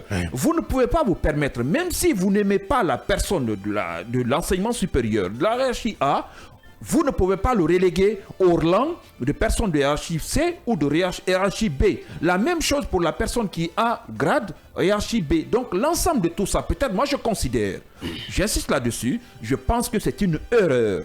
C'est une erreur de saisie, d'incompréhension ou de mélange de prénoms ou d'identité de la part des uns et des autres au niveau de la nomination. Si cela n'est pas le cas, il est temps pour les autorités de se réveiller pour qu'on arrive à comprendre mieux. Parce qu'on parle de refondation. Quand on parle de refondation, ça ne concerne pas seulement un secteur du football, des militaires ou je ne sais encore de l'administration centrale, mais ça concerne tous les niveaux, que ce soit au niveau de la fonction publique que au niveau du secteur privé. Secteur privé parce que l'État accompagne les uns et les autres à respecter nos textes de loi, à les accompagner afin que tout se passe bien. Je comprends, si tu dis que c'est une erreur, je peux comprendre parce que sur toute la liste, quand même on voit que les chefs services sont en hiérarchie A. Oui. Sauf du côté de la commune urbaine. Moi, je pense peut être une erreur. Mettons dans le cadre, dans le lot des erreurs, parce qu'on a vu une fois la liste des admis sur le nom de certaines préfectures, sur certaines listes ici. On se demande comment on peut être cancan ou bien comment on peut préfet, comme on appelle, Farana sur une liste, si ce n'est pas une erreur. Donc ça, je l'adopte. Même si connaissant mon pays, connaissant mes compatriotes, on est capable de tout. Abdel est capable de tout, je suis capable de faire de n'importe quoi. Étant Guinéen, vrai Guinéen, on se comporte de la sorte. Mais dans un monde sérieux, dans un monde normal, un pays qui se veut vraiment, qui veut se respecter ses principes, on a l'obligation d'être vraiment vigilant, d'avoir des loupes pour pouvoir lire entre les lignes, de savoir pourquoi on met cette lettre, pourquoi pas cette autre, pourquoi on met cette expression, pourquoi pas cette autre. Donc l'ensemble de tout ça peut nous renforcer l'image de la Guinée. Mais on ne peut pas inviter les autres à nous respecter si nous-mêmes, on ne peut pas nous respecter sur le plan administratif. Oui, Yaya Diallo, rapidement, avant de prendre la direction de la France. Je pense que c'est assez hallucinant à un certain niveau, si ça s'avère vrai que c'est comme ça qu'on en a voulu, parce que je pense qu'on fait ce qu'on veut. Hein. C'est un principe du droit très élémentaire de tout ce que nous révélons ici. Maintenant, dans notre pays ici, nous savons que quelqu'un qui a le niveau BPC ou le baccalauréat peut diriger un professeur. C'est dans notre pays, c'est comme tel. C'est certes, lorsqu'on se rendra compte qu'à un certain niveau, pour notre développement, pour notre bonheur, pour notre progrès, il faut que chacun soit traité en fonction de sa valeur intrinsèque, en fonction de son niveau intellectuel, parce que c'est en cela que les uns et les autres peuvent produire ou donner le meilleur d'eux-mêmes. Ouais. Vous ne pouvez pas prendre quelqu'un qui a le niveau brevet ou le niveau bac, vous le confier disons, une responsabilité qui n'atteint pas son niveau de réflexion. Généralement, ce qui arrive dans certains services, ce qui arrive même à la tête d'un certain nombre de départements, où nous avons des individus qui n'ont aucune vision, qui ne connaissent pas comment le monde évolue, comment chez Allah peuvent produire des résultats. C'est un circuit. C'est pourquoi il faut inviter le MATD à travers ses démembrements d'aller vérifier de ce côté. Il faut tester ces deux, parce que là, ça ne va pas. Il ne faudrait pas mettre quelqu'un à la tête d'un état civil qui va nous aligner des phrases tordues, cassées, après, ou qui va foutre la honte, excusez-moi du terme, à tout le peuple. Parce qu'après tout, célébrer des mariages, ce n'est pas seulement dire est-ce que vous voulez prendre pour époux, pour épouse. Non. Il y a aussi des gens qui viennent, qui respectent l'état civil à travers ce que vous dites. Donc là, il y a un problème. Il faudrait que le ministère se charge de ce dossier. Oui, surtout les actes d'état civil. Entre les élus qui coiffent tout ce qui est service d'état civil, là, les extraits de naissance, tout ce qui s'ensuit entre dedans. C'est tous les actes disons, les actes de décès, tout ce qui s'ensuit. Donc, est-ce que si on n'a pas quelqu'un qui a le niveau, et nous savons bien aussi, parce que même ce type B dont on parle là, vous savez bien que nous... Avec A d'abord, on a des problèmes. Oui, vous savez déjà le problème que nous avons dans ce pays-là. On peut avoir le type D et qu'on s'arrange pour avoir le type A. Vous pouvez Abdallah, en Guinée, ici, vous pouvez vous asseoir ici, vous dites que vous êtes docteur en droit. Honoris causa. Honoris causa, en droit. Non, le président l'avait ce titre. Ça arrive souvent. Voilà. C'est des titres honorifiques qu'on décerne au chef d'État. Ce n'est pas un problème en réalité. Moi, je ne suis pas contre le titre honoris. Mais j'ai très bien dit honoris de causa. De causa. Causa Carrefour. Merci. Tu comprends mieux. Donc, c'est pour autant dire que il faut qu'on ait ces arts d'idées dans notre pays ici. Il faut à un certain niveau, quand Chabda l'a occupé, qu'on le mette devant. Lorsqu'on se rendra compte que vous n'êtes plus apte de répondre à un certain nombre d'exigences, il y a des centaines de Guinéens aussi qui peuvent faire comme vous. C'est comme ça qu'il faut gérer un État et à tous les niveaux. Donc on a des problèmes, vous savez très bien. Je crois que la liste elle est assez longue. Quand on s'y intéresse, vous verrez très bien que on en a connu ici sur Arfa où on a des ministres ici. Le véritable, c'est le secrétaire général.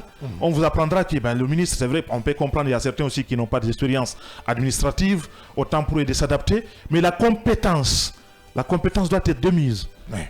C'est ça qui change aujourd'hui. Vous pouvez avoir des conseillers, il y a des services techniques qui s'occupent d'un certain nombre de choses, mais si vous n'avez pas le niveau requis, ça pose problème.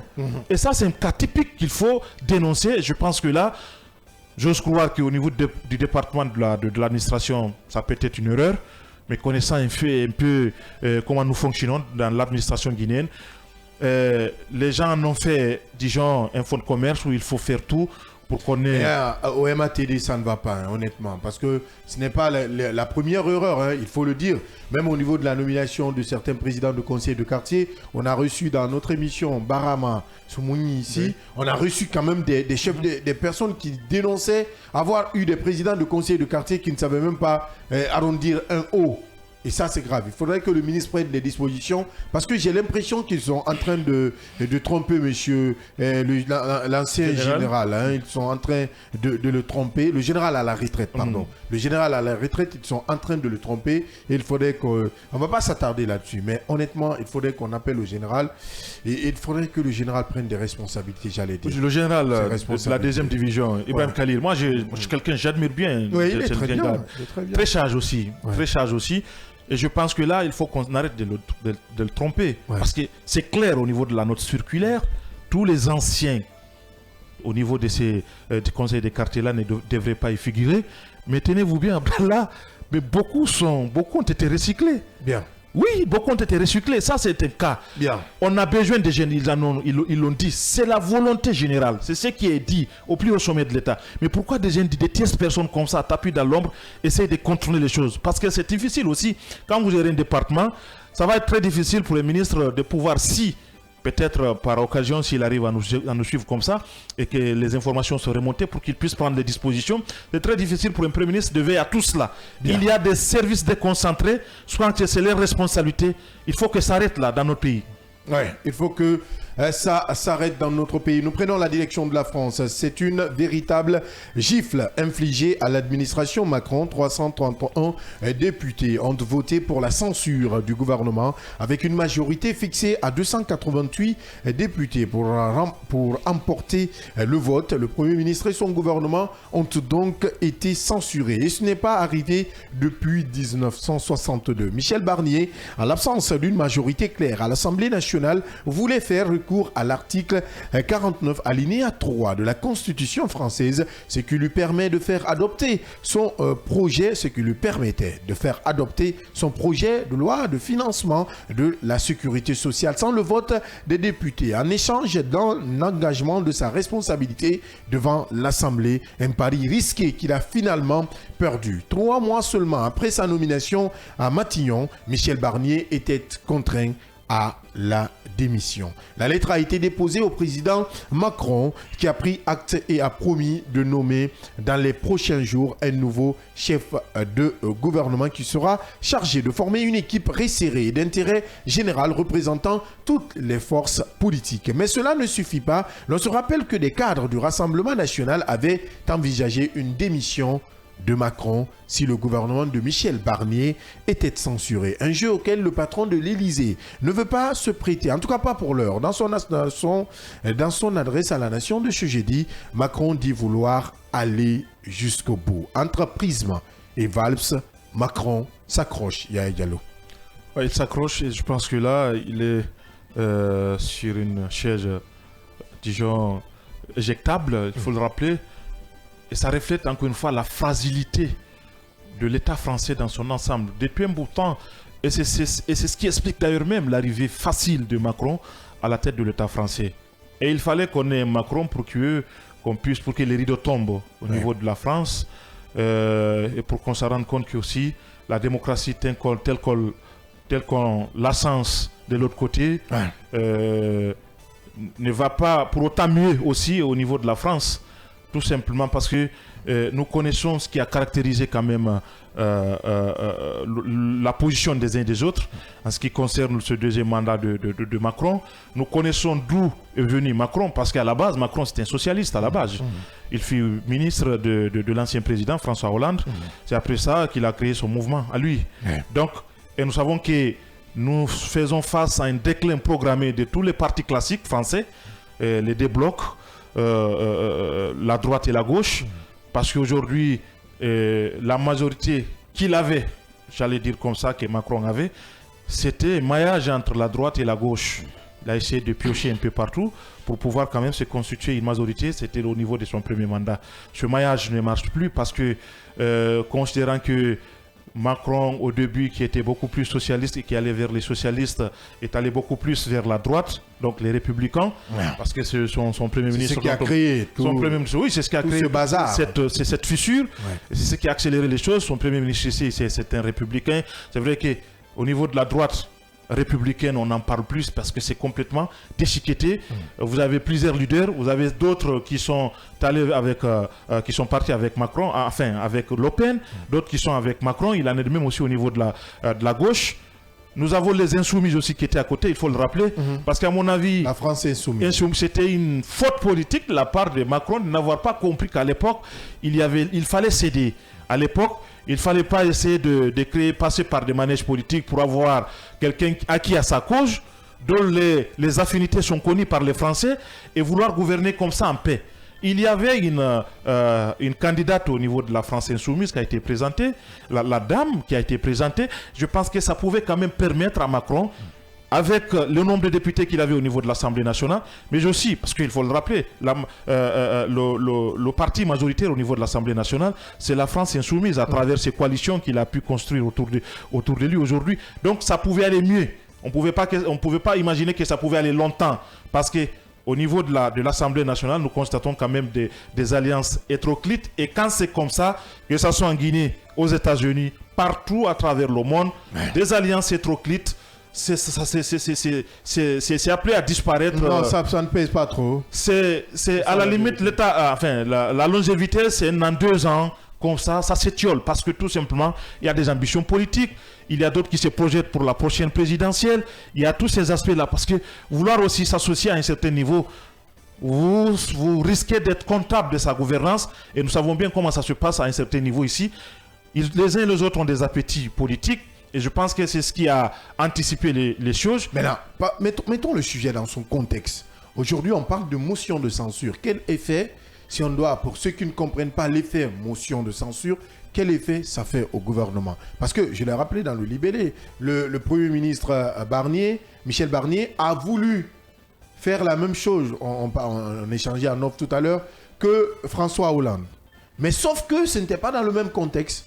Parce que c'est vrai qu'il y a une crise quand même en France, il y a des manifestations ça et là, et donc il faudrait que la sécurité sociale soit plus ou moins renforcée. Mais là n'est pas le problème, ce n'était pas l'idée, c'était peut-être plutôt la façon de l'imposer au Parlement qui n'a pas plu. Et plus loin aussi le budget national. Bien. Ce qui est déjà ce qui est encore plus grave. Mais vous savez, on parle de cette motion de censure. On en parle parce que finalement, vous parlez de conséquences que le gouvernement Barnier n'existe plus. Comment mettre en place un gouvernement? C'est là où se trouve le problème aujourd'hui. C'est tout le problème aujourd'hui. C'est-à-dire que ce qui est passé là, c'est pas une surprise. C'est pas une surprise. Nous les voyons venir. C'est là où on attendait le gouvernement Barnier. Et je pense que Marine Le Pen n'a pas manqué d'occasion pour le rappeler. C'est pas un gouvernement qui a une longue vie. Il a rappelé à tout bout de champ. Si l'autre a fait, comment je peux dire ça, l'ancien, son nom m'échappe, l'ancien Premier ministre français qui n'a fait que 6 mois, Barnier, lui, il en a fait 3. Gabriel Attal. Et je pense que aujourd'hui, ce que la gouvernance Macron est en train de révéler au monde aujourd'hui, c'est que lui, à lui seul, il a eu 4 premiers ministres, à lui seul, puisqu'il vient de commencer quand même son second mandat. Et voyons ce qui va se passer, parce que finalement, il risque de se retrouver, parce qu'éventuellement, il y aura un Premier ministre. Comment tout cela va être? Nous avons suivi son allocution. Il dit vouloir rester jusqu'au bout, jusqu'au terme de son deuxième mandat. On verra bien comment tout cela, désaphrasie qu'il est, on verra bien comment est-ce qu'il faut mettre en place. Parce que de toute évidence, c'est vrai qu'il a fait mener des démarches pour rapprocher tout le monde. Il a rappelé dans son allocution, c'est vrai, il y a eu des démarches, mais il n'a pas voulu céder. S'il avait voulu céder, ça veut dire que la primature aujourd'hui allait être gérée par la France insoumise. Il aura moins de problèmes et ça allait lui permettre quand même d'isoler un tant soit peu Marine Le Pen avec son parti. Ce n'est pas le cas aujourd'hui. Donc maintenant, il est obligé de tisser des coalitions, des relations avec la France insoumise, essayer de trouver des pactes ou des compromis. C'est le mot, un compromis avec la France insoumise pour pouvoir sortir de cette galère, parce que si on peut l'appeler galère. Mohamed Ba, le PM, aujourd'hui, est-ce que vous partagez le même avis et Macron est à la porte, à un pas de la porte? C'est... Comme je l'ai dit la dernière fois, c'est peut-être, je ne veux pas exagérer pour dire que c'est les 9 orteils qui sont déjà de l'autre côté. Non, mais on ne demande que ce n'est plus, on ne parle plus de motion de censure. Ça, c'est déjà consommé. Ça, c'est déjà consommé. et consommer avec ses conséquences sur le plan économique et sur le plan financier, sur le côté social, la sécurité sociale, qui ne sera pas validée. Il n'y a pas de possibilité, malheureusement. Et nous savons très bien, quand on parle de sécurité sociale, ce que cela représente pour cette couche sociale du côté de la France. Surtout en quelle période? On parle du mois de décembre. Nous connaissons très bien Noël, ce que ça représente, avec le froid et les conséquences qu'ils ont dit. C'est très difficile et très compliqué. Mais Macron s'est entêté. C'est quelque chose qui devrait arriver. Il a voulu gérer les affaires de la France seul à son niveau. Il n'a pas voulu écouter les autres. Il n'a pas voulu comprendre les différentes manifestations depuis les Gilets jaunes jusqu'à aujourd'hui, avec tout ce qu'on connaît, les différentes alliances. Il faut comprendre aussi le côté juridique de Marine Le Pen aussi, dont on veut la justice, qu'il a un pied avec la justice française. Ça aussi, ça l'a énervé. Ça l'a poussé vraiment à aller beaucoup plus loin pour rendre la gestion de la France très compliquée, parce qu'aujourd'hui, la France, comme on le dit, c'est un navire qui est en train de tanguer sur le plan politique, et qui également, ce côté politique, a des répercussions sur le plan financier également. Donc, vous vous rendrez compte comment les deux extrêmes peuvent s'entendre pour faire quelque chose, c'est-à-dire le socialisme qu'on connaît de l'autre côté, pour ne même pas parler de communisme, la France insoumise, et le Front National. Incroyable. Incroyable comment compliqué les deux... Même. Mais on ne peut pas expliquer. Mais c'est comme la seule explication qu'on peut donner à cela, c'est un changement, c'est un vent qui est en train de souffler sur le plan mondial, en tout cas dans les pays occidentaux, où certains jusqu'à présent, comme s'ils ont pris un coup KO par rapport à l'élection de Donald Trump, par exemple, aux États-Unis. Malgré tout ce qu'on a reproché, mais les nationalistes, le plus souvent, l'ont boosté et l'ont envoyé là où il est aujourd'hui. C'est la même chose dans beaucoup de pays européens aujourd'hui. Donc le vent qui est en train de souffler, si jamais, et j'insiste là-dessus, si Macron s'ajarde à démissionner, mais c'est fini. C'est un tapis rouge qu'on va dérouler pour Marine Le Pen pour arriver au pouvoir. Forcément. Donc, comme lui-même il l'a dit, lors de son... Une Marine Le Pen qui n'abandonne jamais. Non, mais ça c'est clair. Mais je ne dirais pas que c'est une punaise, je ne veux pas arriver à ce point, mais elle est tenace, elle ne lâche pas prise. Et mais malheureusement, pour elle, il y a des Français aussi qui sont compréhensibles par rapport à certaines situations. Dans sa communication d'hier, lors d'une interview qu'il a accordée à nos confrères de TF1, il a été clair. Les Français, vous m'avez donné cette mandature, le mandat pour 5 ans. Et je l'ai pour 5 ans et j'irai jusqu'au bout. Parce qu'il sait qu'il n'a pas de choix. Il a l'obligation d'aller jusqu'au bout. Et les autres, leur objectif, c'est de vraiment le déstabiliser, le pousser jusqu'au mur, de l'affaiblir. Et voilà. Et lui-même, il ne sait pas. Est-ce que c'est aujourd'hui... Il est faible.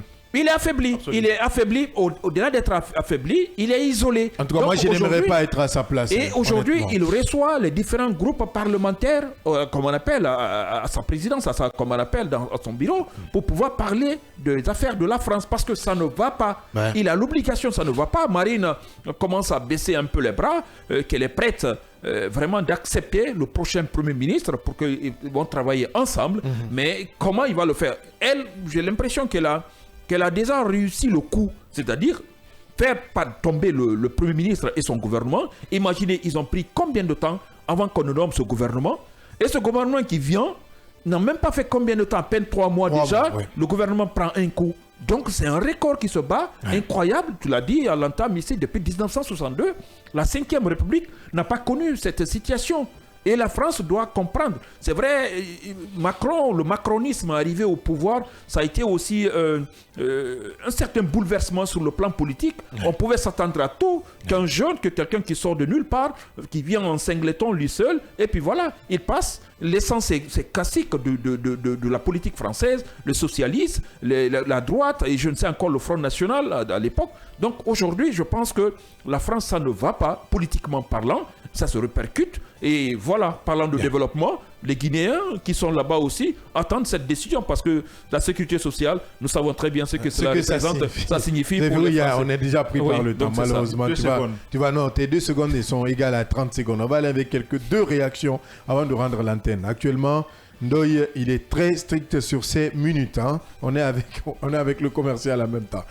Nabi Kifinda Bangoura sur la page. Salut ma radio à toutes et à toute l'équipe. Je vous invite, je vous suis depuis Tokyo. D'abord, je présente mes condoléances aux familles des victimes et il faut que ça cesse ce genre de situation. Tigane Koubia Diallo sur notre page Kavi TV sur Facebook. Bonjour Kavi FM. Le manque de réalisme du football guinéen, c'est du fait qu'il n'y a pas d'infrastructure sportive digne de nom et le manque de volonté de nos cadres. C'est Tigane depuis Yimbaya qui nous écrit. Merci en tout cas pour la fidélité pour vous qui nous suivez depuis les différentes zones de Conakry à l'extérieur du pays. Oui, Yaya Diallo. En 2 secondes, tu le dis et je te dis au revoir. Ce que je voulais dire, merci de revenir à la région. Tu vois déjà le chrono. Ce qu'il faut dire aujourd'hui, c'est fini, on a dit 2 secondes. Ce qu'il faut dire aujourd'hui, c'est que c'est l'après cette censure, motion de censure-là qu'il faut essayer de voir aujourd'hui. Bien. Et ne pensons pas que le Rassemblement national l'a fait comme ça, de manière fortuite. Il y a des idées derrière, il y a un objectif à atteindre et je pense que chacun a son agenda et c'est là où se trouve le problème aujourd'hui pour Macron. Merci. Merci Yaya Diallo pour une fois. Il respecte le timing. Merci Yaya. Merci. Merci Mohamed Valepierre. Merci Abdallah, merci à l'ensemble des auditeurs et des téléspectateurs de Kaby. Merci auditeurs et téléspectateurs. Merci à l'équipe technique du jour, à la régie. Le retour de Melika Sitaoutek, Hassan So de ce côté, Salimatou Sissé, Fatoumata Kaba nous ont aidés du côté de la régie télé, à la radio, les mêmes magiques de Mamadou Diallo nous a accompagnés. Le seul garant qui est important était à la production Moussa Dramé. Merci à la direction technique Oumar Diallo. Pour la première, on voit le responsable logistique. Monsieur Sissé Papus, merci pour la fidélité. On se reprend la semaine prochaine, même heure, même fréquence, avec la même énergie pour d'autres sujets d'actualité sur le seul et l'unique média de développement en République de Guinée.